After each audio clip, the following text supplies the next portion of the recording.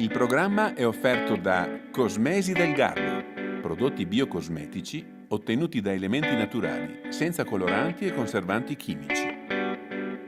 Amici di Black and White, il nostro viaggio alla scoperta delle bellezze del lago di Garda e dei suoi dintorni ci porta oggi qui, nel territorio di Rivoli Veronese, dove esiste un forte austriaco che vedete alle mie spalle e che ora andremo a visitare.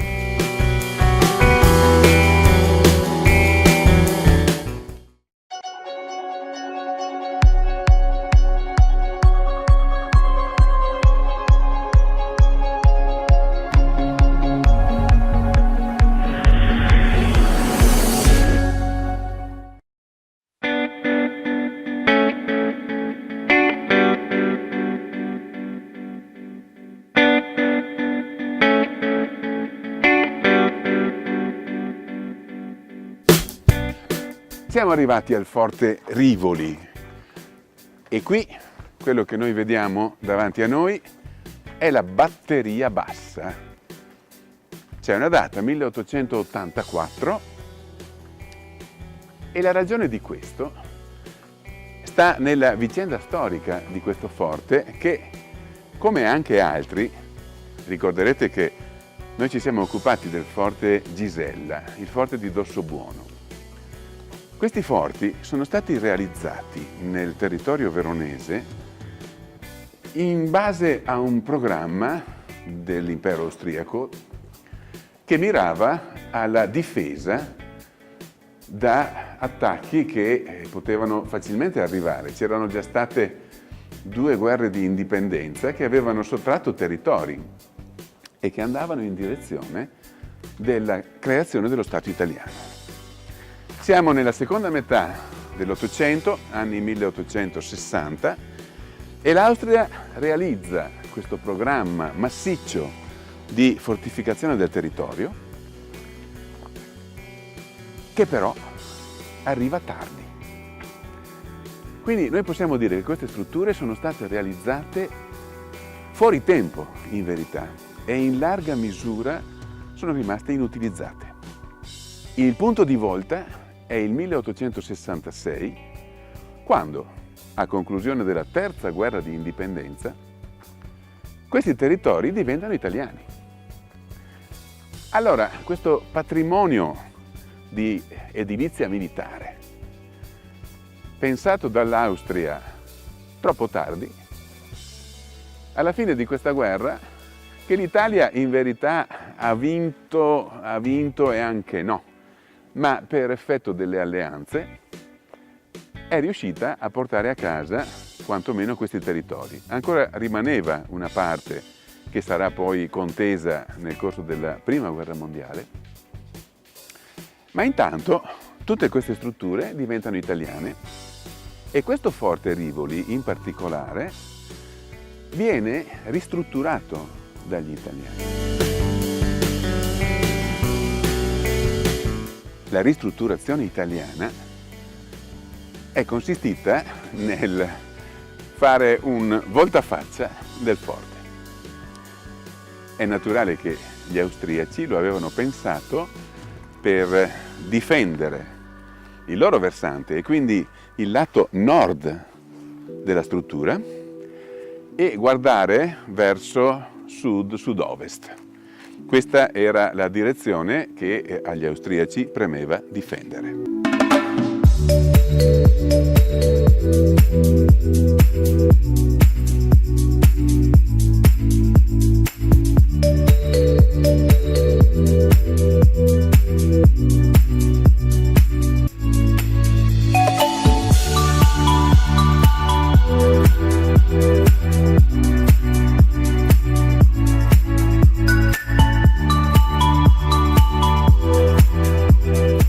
La ristrutturazione italiana ha comportato l'inversione della direzione di tiro delle artiglierie. Questa è una delle postazioni dei cannoni dell'esercito italiano, orientati verso nord. Quindi il lato che l'Austria difendeva, sparando da quella parte, diventava invece l'esatto opposto per la prospettiva italiana. Diciamo sparare, ma in realtà anche qui, come già abbiamo visto a proposito, lo ricorderete, del Forte Gisella, anche qui non si è sparato un colpo. Questi forti sono nati in ritardo rispetto agli eventi storici, in ritardo rispetto alla tecnologia della guerra, perché i forti erano sempre a rincorrere il perfezionamento delle artiglierie che diventavano via via più precise, più potenti, più micidiali. E non c'era scampo in realtà. Ecco che alla fine non se ne è fatto molto di questi forti. Comunque ora esistono come monumenti preziosi di una determinata epoca storica e noi pensiamo che sia bene valorizzarne la bellezza, perché adesso che non hanno più nessuna funzione bellica, paradossalmente possiamo dire che sono belli.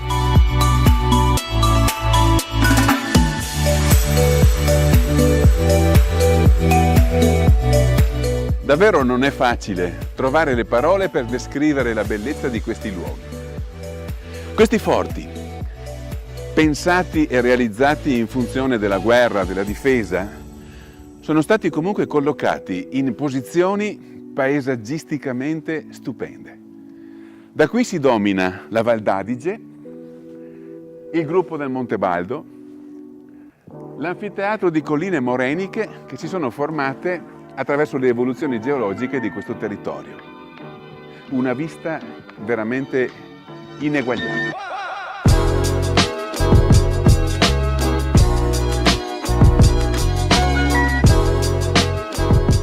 Li vedete arrivare lungo un binario, ed è un vero binario. Qui scorrevano i carrelli che portavano le munizioni. In queste strutture, come già altre volte abbiamo osservato, ogni particolare è funzionale alla massima efficienza. Niente di meglio di questo per fare spostare velocemente le munizioni attraverso tutto il percorso delle postazioni di artiglieria.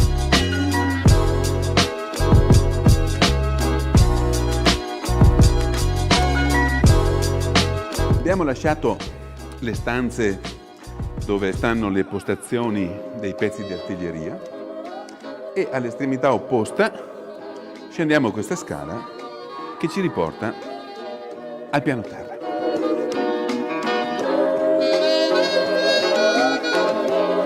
Qui naturalmente abbiamo il pozzo che è assolutamente prezioso. Sappiamo che l'acqua è un'esigenza irrinunciabile in qualunque struttura dove le persone devono risiedere.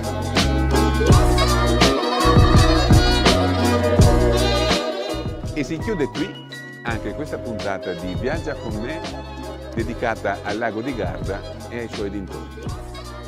Ma naturalmente il viaggio continuerà nelle prossime puntate insieme a Elisa. State con noi!